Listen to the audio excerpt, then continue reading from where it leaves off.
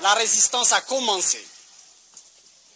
C'est la résistance populaire et c'est la résistance individuelle. Nous avons dit qu'il n'est pas question pour nous, qu'il n'a jamais été question pour nous de faire sécession territoriale. Ce qui nous importe, ce n'est pas de défendre des bâtiments, mais de faire en sorte que les troupes de Boumediene, qui se comportent en troupes d'occupation, n'aient aucun répit.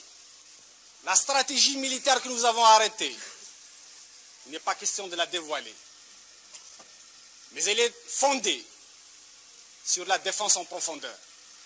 Elle est fondée sur la guérilla.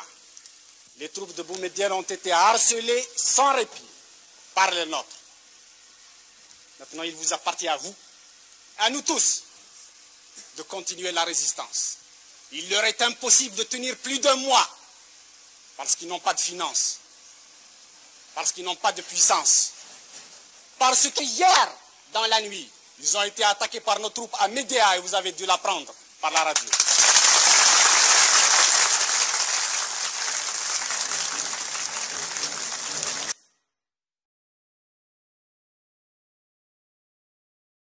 Du colonel Boumediene, le colonel Boumediene, ce que je peux dire de lui, c'est un petit intellectuel venant de la mosquée du Caire.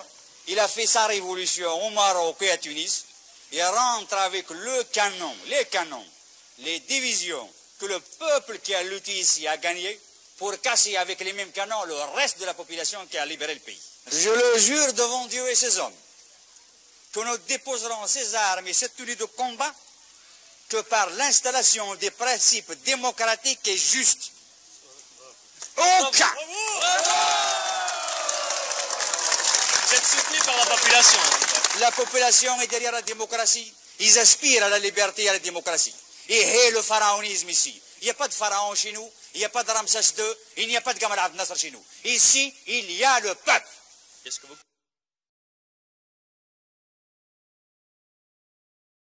Mon colonel, vous avez fait 7 ans de guerre. Vous êtes prête à recommencer? Oui, j'ai fait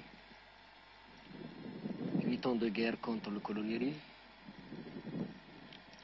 Si le gouvernement algérien décide à remplacer le colonialisme, je suis prêt à faire face. Des moudjahidines, des militants, après avoir lutté pendant 8 ans, se trouvent actuellement sans logement, sans pension, sans travail. Et beaucoup d'eux se trouvent dans des prisons. Je ne veux pas faire couler du sang entre Algériens. Je l'ai évité déjà. Ce qui vous a coûté vos galons. Mes galons, ce n'est pas l'armée française qui me les a donnés, ni un monsieur qui est au pouvoir aujourd'hui. Mes galons m'ont été donnés par les moudjahidines, qui la plupart ne se retrouvent pas parmi nous aujourd'hui. Je les ai gagnés au combat révolutionnaire, à la lutte de libération nationale.